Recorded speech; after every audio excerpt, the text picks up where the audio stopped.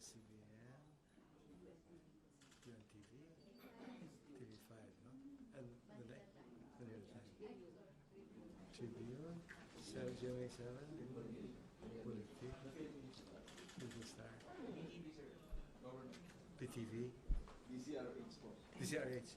Sino Inquirer? Inquirer. Okay. Hi. Okay. Sino po lang?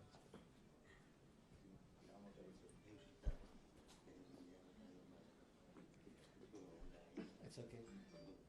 Later na lang sabi mo. Sorry? My what? My number. Okay, sure. Kaya lang, let me warn you. Pagka nasa meeting ako at saka natutulog ako, I don't turn it off because hindi kita masasagot. You better to text beforehand, otherwise masyado madami. I get deluged. But you want the Chinese number or the Philippine number? Yung Philippine number, I think most of you, yung dati pa rin eh.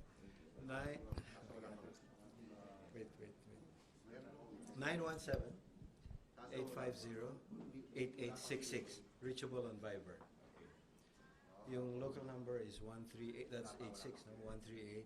138-1081-8035. Reachable on WeChat. Plus 86 is 138-1081-1180. That 1081-8035.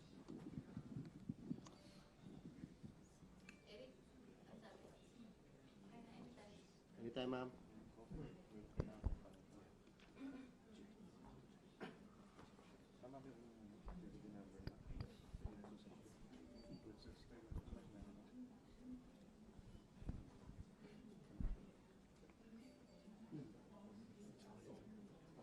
CRI is here. We have Straits Times and we have Philam, what's the name? Philam reporter. Yeah. Si Rio. Wala si Rio.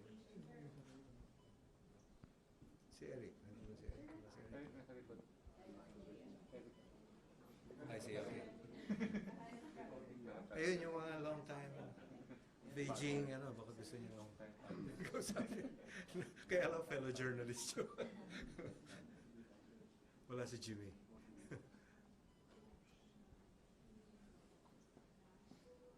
Wala pa rin the other PS still not here.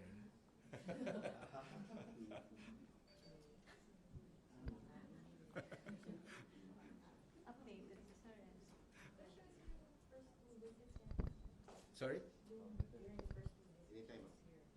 Yeah. That's why I met her.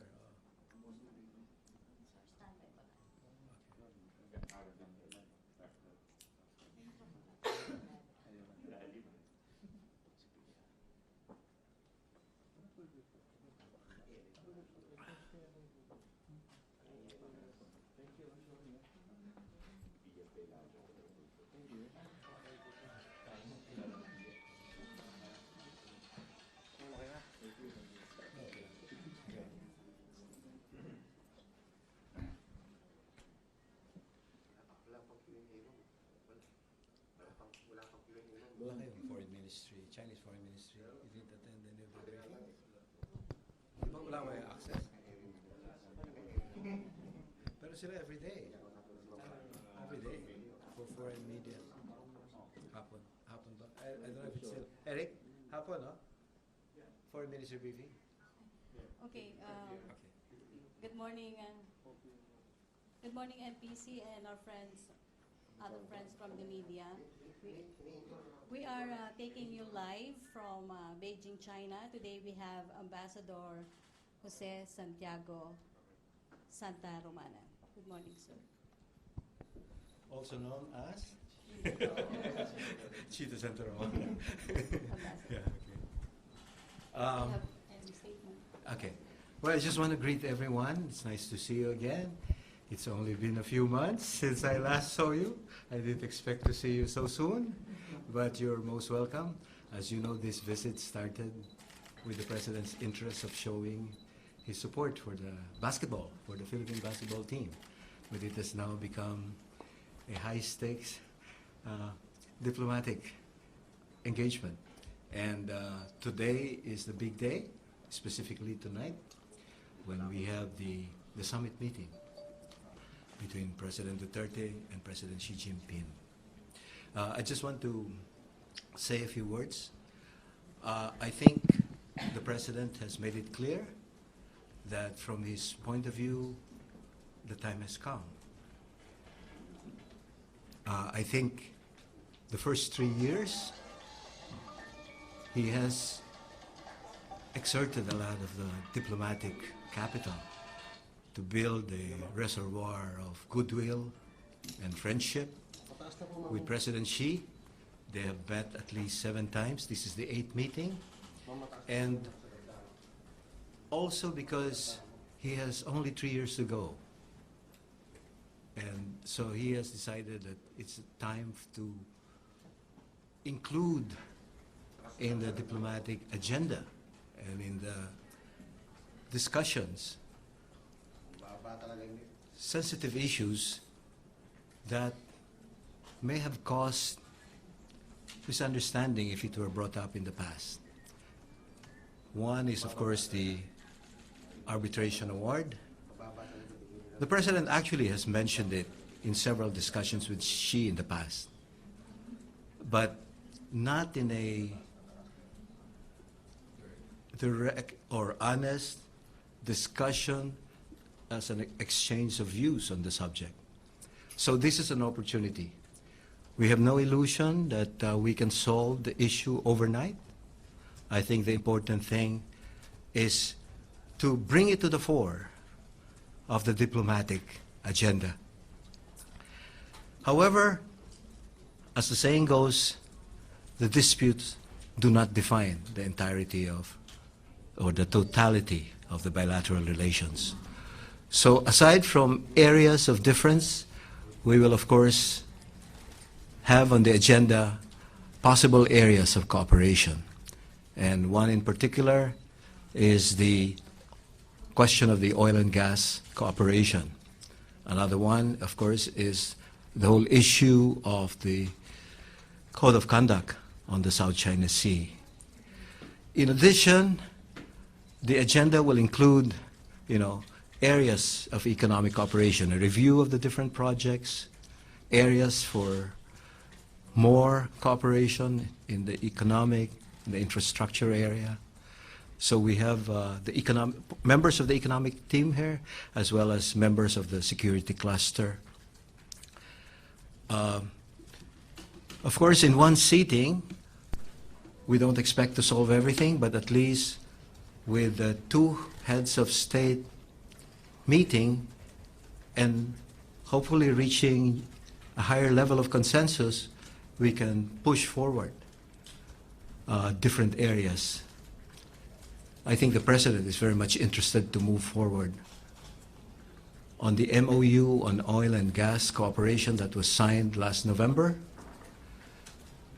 And I think the MOU provides a roadmap for moving forward. In the past 2 months, last June, the Philippine side submitted its proposed terms of reference to the Chinese side, and the Chinese side agreed to it and submitted their letters, their notes of agreement last July. So that has already been agreed upon. Now the question is how to move forward further.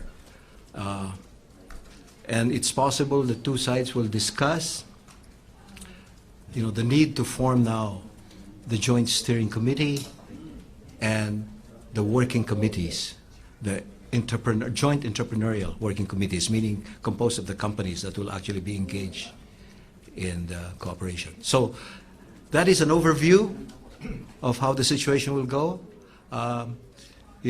Generally when you have 2 heads of state meeting, they don't deal with the nitty-gritty. That will be done at the working level.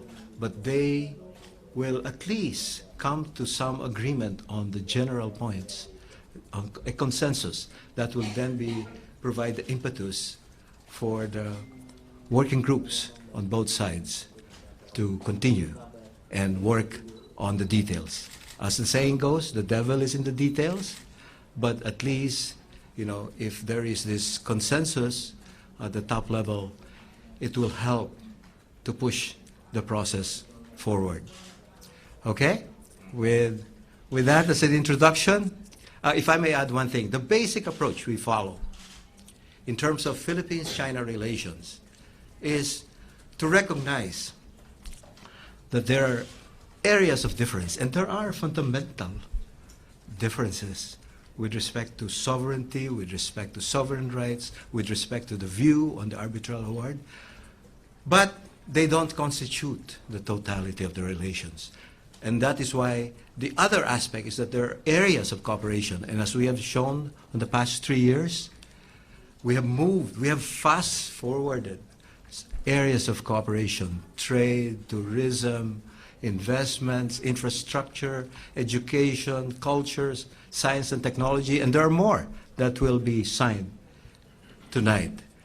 So, if you view it as a unity of opposites, that there are two sides in the relations, the differences and the areas where there are no differences, then the basic approach is to manage the differences peacefully, diplomatically, through high-level summits, through the bilateral consultative mechanism, and to move forward on the areas of cooperation so as to propel forward and to maintain the positive trajectory of Philippines-China relations. I'm open to any questions. First question. Yes, sir.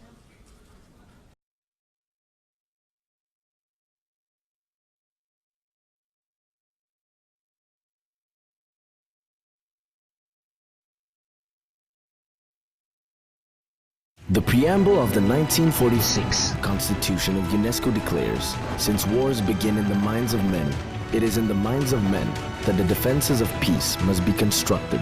The ASEAN culture of prevention promotes our shared values of tolerance, mutual understanding, respect for life, as well as to ingrain the mindset in the consciousness of our people. This video is intended to create a sense of togetherness and common identity, as enshrined in the ASEAN. What we've gone through is really separate but parallel investigations, as the plan was. And then we exchanged results, and we found out that we basically agreed on the key points of what happened. So as far back as late June, early July, during a meeting of the Joint Commission on Agriculture and Fisheries between the Chinese government, the Philippine government, it was held in Beijing. The fisheries official of China already expressed a verbal apology and gave us a verbal report, which we have transmitted to the authorities. But it was clear to us that not only from the President, but also from the Secretary of Foreign Affairs, he made it clear what we want is a public, formal apology, written, not verbal. And that's what took a bit of time. It was the result of intense negotiations between our DFA, our embassy, and the Chinese Foreign Ministry and the Chinese embassy. And it took several rounds. And I guess, to a certain extent, the visit provided an impetus, because we were telling them that unless this is cleared, then it will come up in the discussion. I mean, it could still come up, but at least now, on a positive note, it's really how to avoid for the future. And in a sense, we're near, or we're on the cusp of a closure. I mean, there's still the compensation issue. But generally speaking, I think we have made a breakthrough. This apology, of course, represents the ship owner. But in a sense, I think through diplomatic discussions with the Chinese side, we have made it clear that this had a negative impact, had an adverse impact on the bilateral relations, particularly on China's image. And that one way to correct this was through what you've seen, the public explanation, the investigation, and the apology. So we welcome this development. From the point of view, of course, of the Philippines, from the very beginning, we took note of it because we wanted to know more. And up to yesterday, that was the position that the DFA took, that we took note of it.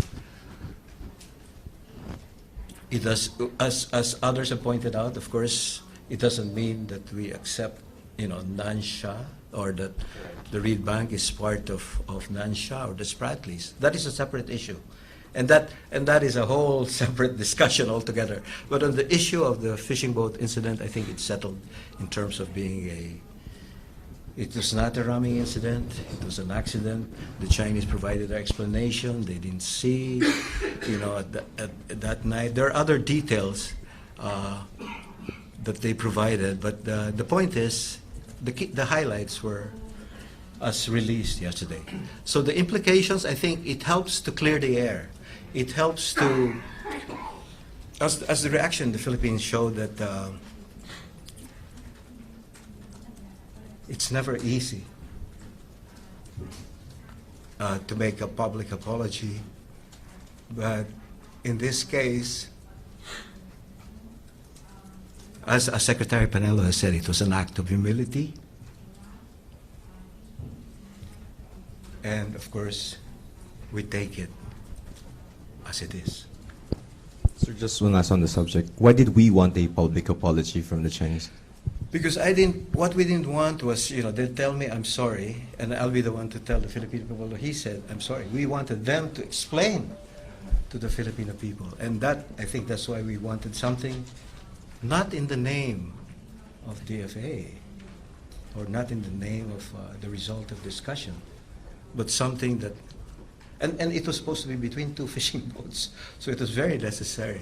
To be fair, to the Chinese side, there was a request from the Chinese side, they would send a delegation to visit the fishermen. Yes. But at that point, the atmosphere was just not too favorable, and we thought we had to clear. If they were to go now, we could consider it. We haven't had any further discussions on the matter. Sir, yun muna on the subject, sir. Ambassador, follow up. Any update on the compensation for the fishermen, and what will be the system for the giving of compensations? Well, this is a matter that will still be subject to more studies and more discussion, more negotiations, actually. But again, just for your background, the Chinese did express their willingness to compensate very early on, but again, verbally.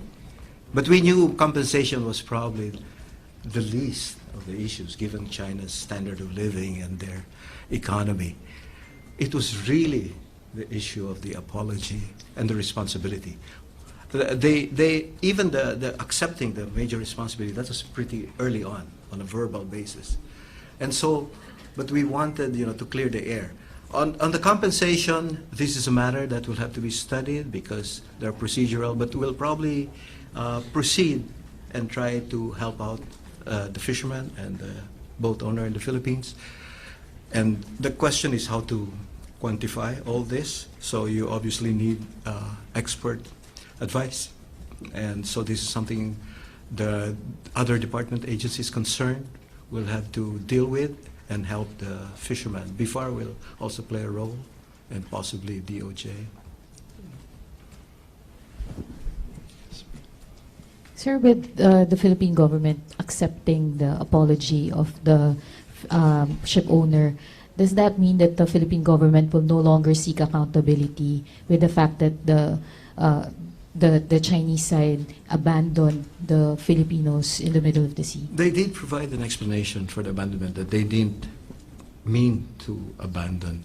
There are additional details, like they knew they heard the shouts for help, but they couldn't understand the language, and they were overcome by fear, and then that they reported instead to the fishing authorities of China that what happened as they were leaving. It does not excuse them for the responsibility. The responsibility includes that, by the way, the fact that they did not rescue our fishermen. And it is something that's a subject for further discussion, in the sense that how do we avoid this in the future? Maybe they should have reported to our fishing authorities, or to all, a body that will notify all the littoral countries. I think if they knew they were Filipinos, maybe it would have been a different story. So will we still expect efforts from the government to make them accountable for what happened? Oh, it's an ongoing discussion, but you see, what was released was the general statement. There is a detailed report, but it's, again, we have to compare results, and I think they have accepted that it was a mistake to also abandon. But I think what is not clear is, or rather in the future, that we want that to be avoided, and it should not happen again. Sir, who will be paying for the damages? Will it be the Chinese government It was or the written ship by owner? it's a mutual insurance company. So they make a distinction between their government and the provincial and the fishing boat. You know, that it's not, in other words, it's not directly owned in the sense that, but you know, in China, there are a lot of levels of state-owned government at the central level, and the provincial level. It's a little complicated in this case, but we'll know more at this point. But the letter was written by the Guangdong Provincial Fishery Mutual Insurance Association, which is like you know, the different fishing companies. They put together a fund for insurance purposes to cover, you know, accidents and the like.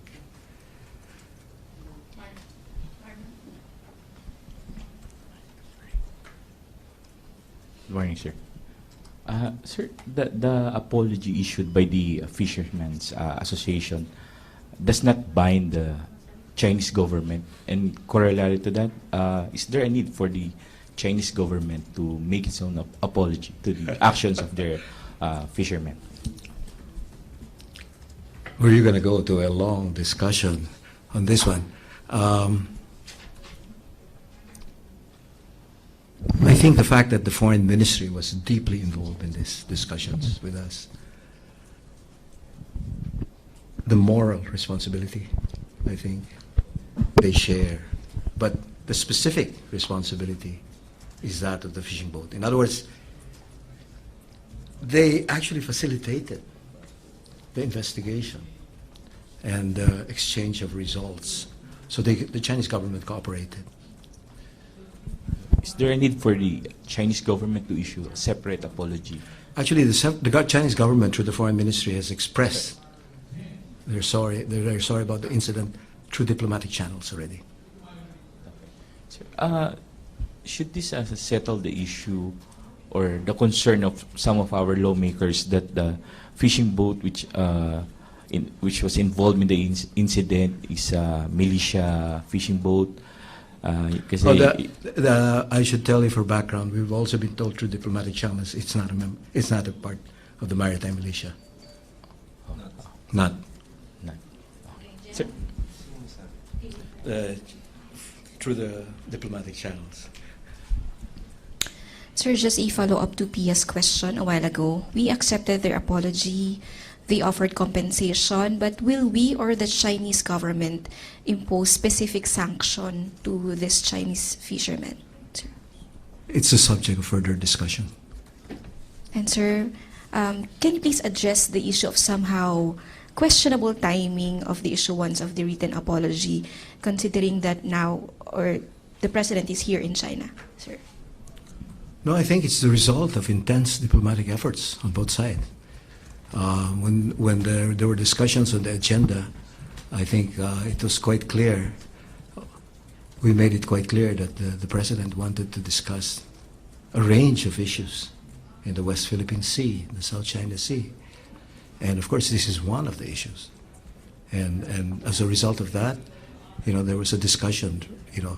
We were saying that we didn't consider this resolved yet or closed yet, that it can be raised. And they were asking why. Well, because we don't have the public apology. We have the verbal, but it would help to clear the air, to improve China's own standing in the Philippines, and it would also improve the atmosphere for the discussions. And I think that is what has been achieved. But they could have issued the written apology 2 months ago. As Why I just said, now? what they did was the verbal apology, but we didn't think that was enough. Or we thought it was necessary for the Chinese boat owner to explain it himself, not to me, not through DFA, not through the media, but through directly to the public. And that's why there was this letter. Aaron Reed and then Tina. Morning, Ambassador. Somehow related to Ms. Jen's question. Did the Philippine government see any criminal act committed by those fishermen involved in that incident? Well, that's a complicated legal issue. As you know, the DFA issued a protest immediately after it happened. We called for an apology, we called for investigation, we called for penalties if the investigation showed that there were criminal responsibility. You see, it happened under international law. This was committed by a Chinese boat, okay? And they went back to China. So the investigation is done by the Chinese authorities. So you basically do it through diplomatic negotiations. If we had captured, if we had detained them, that's a separate story. But can we say categorically that they are not yet off the hook, Ambassador? I have to consult my legal advisors on this issue. All right. Thank you. Okay, Tina Morales. Marlon. Microphone. On the part of the Philippine government, is it an admission of guilt on the part of the Chinese fishermen, this issuance of formal Well, they apology? accepted responsibility.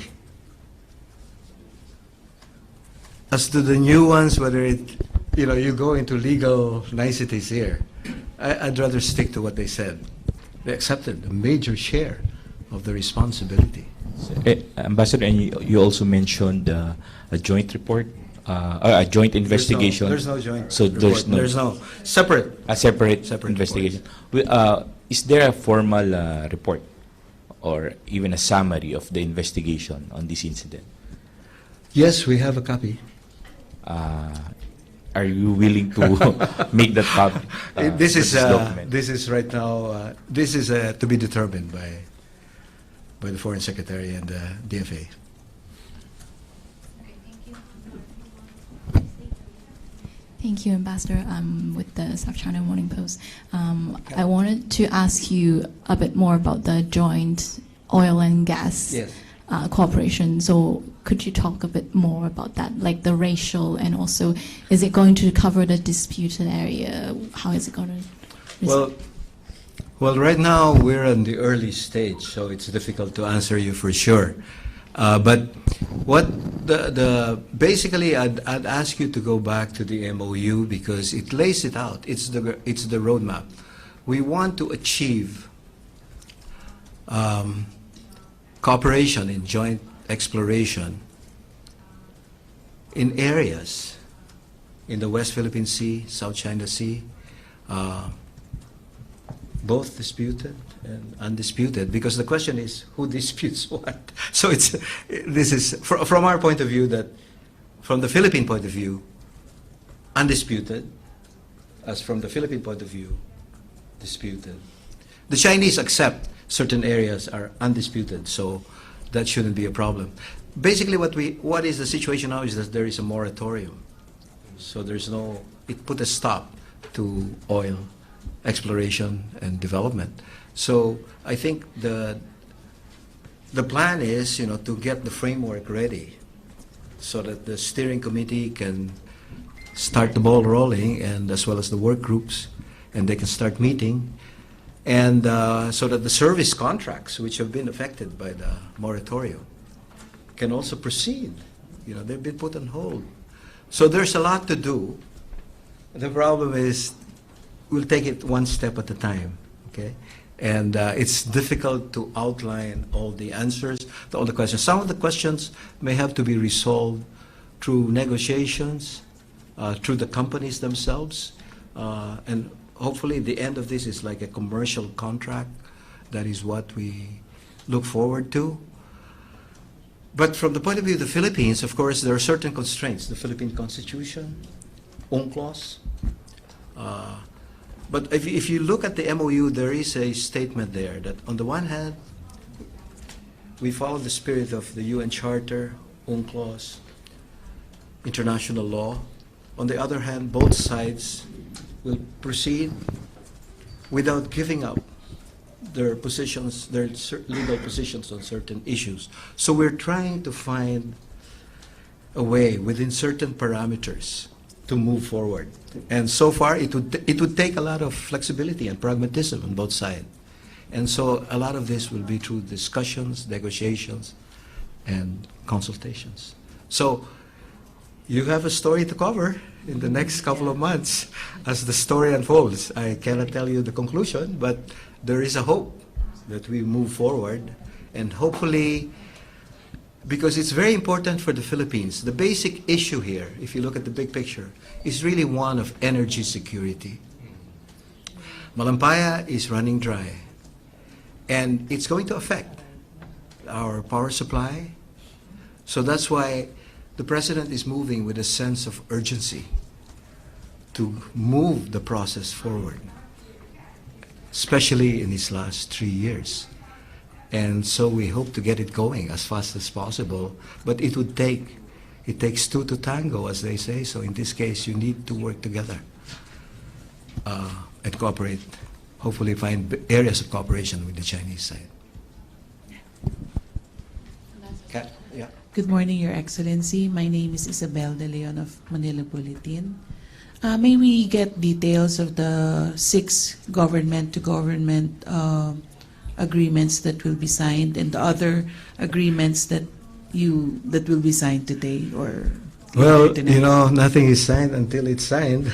Yeah, but so I think the proper time is afterwards. After. You'll be told. But generally, what I know right now is it has to do with higher education, science and technology. I think there's something also on infrastructure cooperation and other forms of economic cooperation. But I don't have the actual 6 and the details. And also because after it's done, you know, and we're sure, because in the past sometimes the last minute there have been changes. So when it's done, at the proper time, it will be released. I mean, as you've seen last November, sometimes it takes a couple of days, but eventually they'll be released. And you can also keep asking for them from the lead agencies concerned, because the ones who sign, you'll know, it will be announced. Their departments are the ones concerned, so they will be the ones to explain in more detail. My role is diplomacy. I'm not the whole government, but I can tell you the overall situation.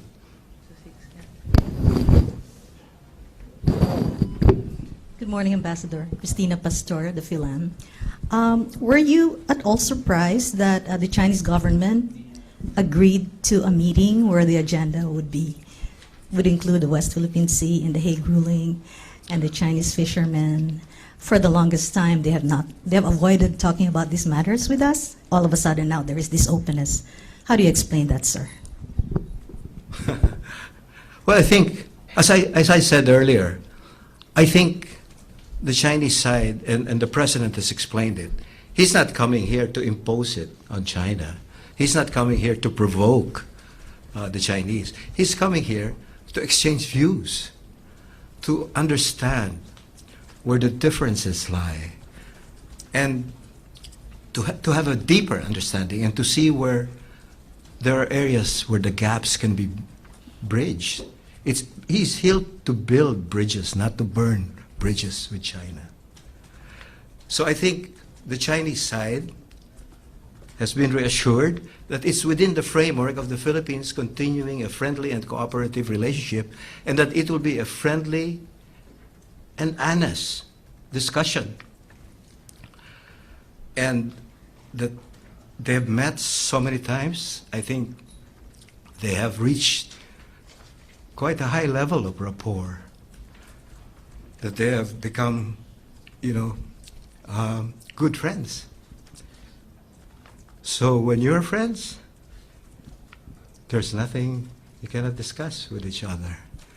And even though the differences may be quite fundamental, still you have to understand why the reaction is such, or why we took this position and why the Chinese took this position.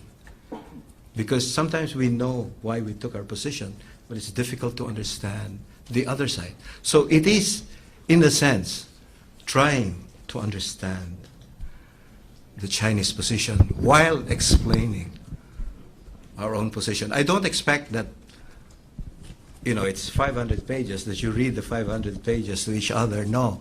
I think basically this is the beginning of a long dialogue. As the saying goes, when you have a long journey, the first step is very important. And so we're taking this first step. And subsequently, it will probably be at the working level, the bilateral consultative mechanism, the foreign ministry political consultations. There are other channels, as well as continuing efforts on think tanks on both sides to understand each other's position. Because there are actually very deep legal issues involved here on both sides. It's not quite so simple, why international law cannot be enforced, why we sought this, what happened. I mean, in other words, I think the Chinese know the president too. President Xi, I think, is a good measure of the president. So I think he expects an honest discussion, direct, but friendly, in a friendly and cordial atmosphere. So I think in that context, it's not going to be a shouting match. It's going to be a very civil and diplomatic discussion. Any more questions? Last two. Joseph and then Ace. Ambassador, what are the chances that Presidents Duterte and Xi will discuss the POGO issue? What are the chances? I think the president is prepared if the Chinese would raise it. The Chinese have already expressed their position publicly, quite publicly. So whether they'll raise it or not we'll see. But the president's position, I think, as Secretary Panelo has already explained to you, there are differences, and there are, again, civil areas of cooperation. About 2 weeks ago, there was a PNP group here, the anti-kidnapping group, that met with their counterparts on how to strengthen law enforcement, cooperation in law enforcement, in cracking down on the criminal elements that have been kidnapping Chinese in the Philippines. And of course, some of them are related to online gambling. A lot of them are related to online gambling. But it's not only Chinese syndicates. There are some Filipino criminal elements, guns for hire in the Philippines, that are working together with them. So both are interested to crack down on this. So that's an area of commonality. Where the difference is that in China, gambling, whether online, offline, whatever, is illegal. In the Philippines, it is legal. So it's possible when the Chinese crack down on the websites here, that there will a part of the market, a big portion, or at least half of it, or at most half of it, supposedly half of the market is mainland China, will be affected, because with all the announcements made, I think it's meant also to signal to the mainlanders that this is not acceptable.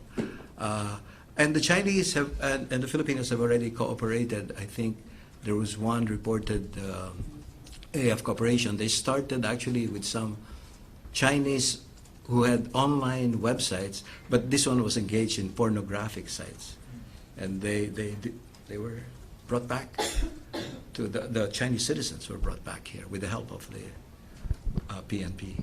So I think we're ready if the discussion is on it, and I think the Philippines right now is already taking steps to regulate. Originally the Philippine concern was the influx of Chinese tourists who became employees, because we hardly provide work visas here of China, only for ADV, very few. It takes time.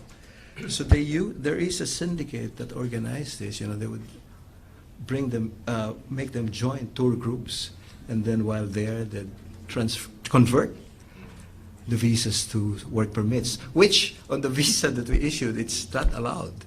But apparently there's some government agencies can do it. So there are some leakages that we're trying to plug, and hopefully to tax them, to regulate them, and to bring it to a reasonable level, because the increase was just too much, and it was a concern early on for us.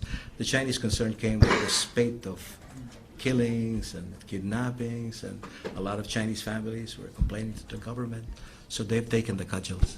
So, Ambassador, you said President Duterte is prepared in case Yes. his counterpart brings up the request to ban online Well, the gambling. president has been prepared for all sorts of Okay. issues. Yeah. So how will he respond in the event that President Xi brings up that request that please ban illegal or ban online gambling? Panelo already told you yesterday that he'll say it's legal in the Philippines. So we will reject. No, that's not rejecting, it's explaining. Explaining the difference. No, we can't. They can't dictate on us. That's our sovereign decision. So that is where we stand. Okay. To be more diplomatic, we will keep We'll explain our position. legal. Unless the president decides otherwise, because this is an office. This is under, I think, a presidential. What's it? An executive? I'm not clear on all the legal details, but I leave it to our experts to deal with this. For me, I think the key is for the president to be ready to explain, and it will have an economic impact on us. Yeah. So Yes. if we are to do it, we want a soft landing. We don't want a drastic, impact that will be adversely affect our economy. As a matter of fact, we're already trying it. We're trying to regulate, to tighten the screws, so to speak, and to monitor. All these efforts, the creation of the hubs, issuance of tax information, TINs, all of this is meant to keep it within bounds. And then with the Chinese now taking their position, it's possible the business will now have to downsize to an appropriate level that will be supported by the market that is available. Yeah. Thank you po. Okay, last question, Joseph. Last question. Sir, we're interested lang to know if there's going to be a one-on-one, a four eyes meeting between the president and President Xi, if it's in the schedule. Or you're not free to say that? We'll just report on what happens after. I think the president is ready for all possibilities. The key is for him to communicate what he wants to tell President Xi. But I participated in these discussions. It's usually an exchange of you say your piece, I say my piece, and so on, and then time. Time is limited. You can discuss an issue on and on if you want, but then they try to summarize their points, and then you agree on areas of cooperation. Where you don't agree, you agree to disagree or discuss it again at a future opportunity. In other words, things that cannot be resolved right away, then you try to take it up at the next opportunity. So, as to whether it will be 4 eyes, 8 eyes, or more eyes, there would certainly be the bilateral. that we'll have. And sometimes there's a smaller group that meets afterwards on directly relevant issues. But we'll reserve that for a future opportunity. Hopefully I'm not the one explaining it. But so just so you know how the diplomatic meeting is done. Sir, another concern in the Philippines are the hindi man sir incursions, but the passage of Chinese warships in territorial waters. Is this on the table? And no. This again is a matter of has been a matter of diplomatic discussion. As you know, the Philippines has already filed a diplomatic note verbal. Well, you can call it a protest note, but it's really asking for clarification on why, where did you come from? Why did you have your AIS turned off? Or, what are you doing in our waters? The Chinese position, by the way, is, and I shouldn't explain it for them, but this is what they told us. But you can find it also in their websites, because it was asked at the Foreign Ministry briefing. My recollection is that they say it's an innocent passage, no hostile intent. And they say if there are any concerns on the part of the Philippines, we can discuss it through diplomatic channels and also between military to military, so as to clear the air. So I think, again, it's if it's done through consultation, I think we can clear the air. At this point, sir, if they're saying it's innocent passage, we're fine with it. I mean, for us, as the saying goes in diplomacy, trust but verify. You take them on their word, but you observe what happens, and then you make a determination. So it's good. We exchange views. You have to combine diplomacy with deterrence. You have to combine negotiation with validating, what's been said. There's no magic formula, but those are the basic approaches we follow. But we would require them in the future to still inform us, because the President has issued an order that all foreign vessels should Well, FII that's the the call to Philippines. all. Yeah. A call to all.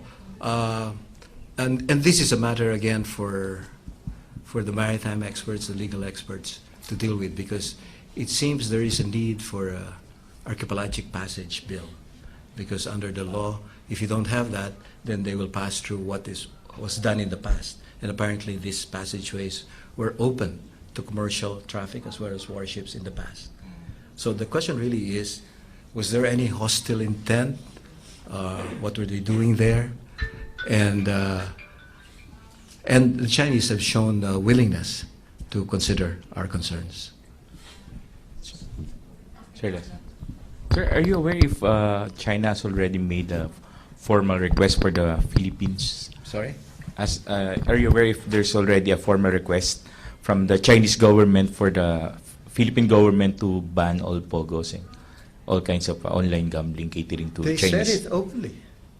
But a formal request? Formal? Of course, through your office. Through me, not through me. No, it's open. It's public. I mean, they don't have to go through me. They said it publicly. They called for an end. There was a statement already. Yes, of the foreign ministry. Yeah, the foreign ministry. But in terms of procedure, they don't have to file anything to request. They could, but in this case, they took a open position. That's why you have to explain each other's position. I mean, we'd like to know, we understand their concerns and why they would like it, but we have our own concerns, why we cannot do it at this point. So and why it's legal in the Philippines. So go ahead with the mainlanders, the area under their jurisdiction. We have our own jurisdiction. If it's not to the mainland but to Hong Kong, it's part of China, but it's separate. That's territory right now. It's Hong Kong and Taiwan, or the Chinese diaspora around the world. That's a separate issue. And Filipinos, I don't think, are involved in this, but it's mainly a foreign market. So I don't understand what the question is. Have they made any formal complaint? Not to me. They have openly said it in their foreign ministry statement, so That's more of their expressing their public position. Isn't it surprising for the Chinese government to suddenly have a change of heart on this issue, because this has been going for nearly 3 years now? Yeah. No, I think, as I said, it's been a while, but I noticed an increase in their concern as the number of Chinese killed or kidnapped increase. So it's normal for any government to be concerned about its citizens, and that it's because of the human trafficking issue. That's because of the online gambling. So we take it as an area where we may have different points of view, but we can have cooperation insofar as a crackdown on the criminal elements involved in this, and also in regulating the market so that the phenomenon of human trafficking, I mean, this is similar, our OFW story abroad, it's similar in their case, you know. So that is a legitimate concern. And where we can help, we've been willing to help. You know, it's a big issue for us because it has economic impact, and also because we have a different perspective, you know, in terms of it's legal in the Philippines. Now, as to the deeper, you know, whether you need to do a review, that's a bigger issue for the government beyond my competence at this point.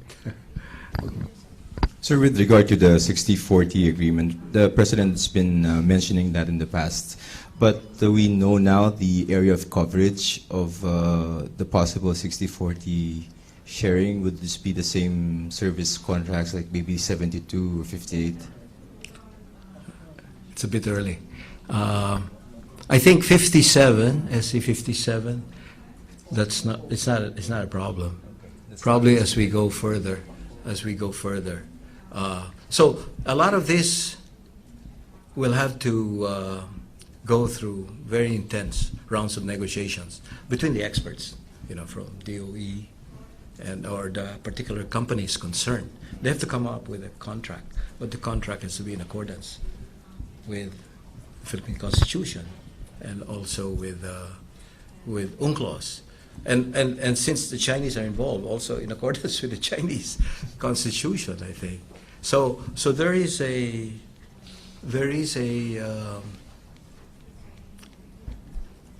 will be protracted or at least intense negotiations on the legal points, and legal experts will have to come in and see how they can phrase it in a way that will be in keeping, that is acceptable to both sides. How many service contracts are involved, sir? No. By service contracts, we mean those that have been already awarded and those to be awarded. How many service contracts are still under the moratorium? That's Secretary Kusi is here. But there are several, certainly several. I don't have the exact count. But we have the Energy Minister, Energy Secretary, who's here. Just focusing on the Recto Bank, that is disputed territory, no? And what's going to be... We don't consider it disputed. We consider it part of EEZ. The Chinese consider it part of their jurisdiction, area of jurisdiction. You see, this is where the fundamental difference is. We have our view of the EEZ, and the Chinese have their view of their area of jurisdiction. And because they don't accept the arbitral award, it's still that view, that there's an overlap. We don't accept it, but the realities of the ground are such that that's how they view it. So that's what we're trying to work out, and that is why the President wants to initiate this discussion, because the West Philippine Sea is involved, as far as we're concerned. Sir, si Presidente po said that it looks like the Chinese are okay with the 60-40. Now, if it comes to the Recto Bank, does it mean, sir, that if the Chinese has agreed to a 60-40 sharing, is it the same question to Secretary Penelo yesterday? Is it a tacit acknowledgement or admission that we do have sovereign rights over the area, and that, with reference to the arbitral ruling, that kinds of affirms our win?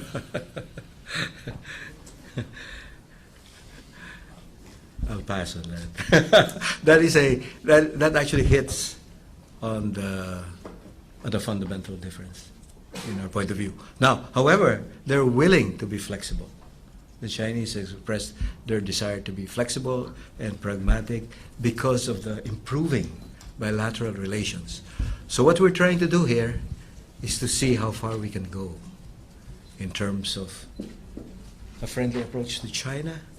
I mean, there are examples already. Scarborough Shoal, the access to. If they took a hard position, since it's under their control right now, they wouldn't allow it. Or, they wouldn't allow it unless we want to insist on it.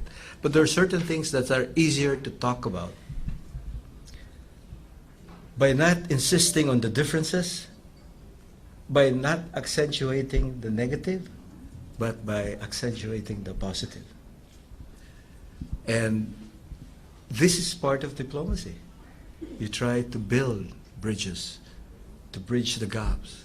You don't want to burn bridges and exacerbate the differences. Sir, with regard to the apology, Yes. Secretary Locsin tweeted that, you know the tweet, so what does he mean by that? He's here. But when You can ask him. No, but I know what he means. His initial reaction was that he would take note of it and pass it on to the president. And so it's the president's call. Why did he have to say that he, well, by implication, is not accepting the apology? No, he didn't reject it. Okay. He said he took note of it. Okay. Use your microphone. Sorry, Ambassador. Who should acknowledge the apology? Is it the fishermen or the Philippine government? The Because- fisherman. The fisherman. Okay, The fisherman. last question, Mindeng. Yeah, that's what Secretary Locsin said. I'm not a fisherman, so that's why I'm only noting it. Use the microphone, please. And remember, Secretary Locsin is an appointed official, not an elected official, so he represents the department. Mr. Ambassador, just seeking for clarification. Is the license for a POGO issued by PACOR or issued by Congress? By? By Congress or No, by PACOR. PACOR? PACOR. So, because as Secretary Panano said, it's up to Congress to ban the POGO. I see. So I won't maybe get we need to, into yeah, maybe we need to into the clarify on details this. of that. Yeah. That can be resolved domestically.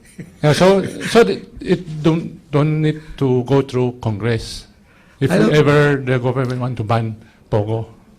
I don't want to get into that because that's not my field of competence. Ask me about bilateral relations and diplomacy and the visit. Sorry, I think you have to ask that. Let's see, who's here? I don't know. Maybe when you go back home, actually. Yeah. Okay. Thank you. Finance is here. Yeah. Okay, thank you. Thank you, Ambassador. Thank you, MPC and other friends from the media. And from Beijing, China, balik po tayo sa People's Television Network. Okay. Why not for 1 week, sir? Pero paulit-ulit, di ba? You have to find new areas of paulit-ulit yung story. Ano? Is it already on? Tanggapin mo pagka kumilink, tanggapin mo. What's your answer? Baka. Prepared for it. Pero usually you would have at least an advisor or two. Kasi merong note taker, siyempre. Ambassador, thanks so much. Yeah, sure. Thank you. Pero meron pong, kumbaga, it's part of the option. Ano, sa plan, may kasama. Probably wait, kasi hindi ko alam kung gano'n na mangyayari. Is it according to plan or not according to plan?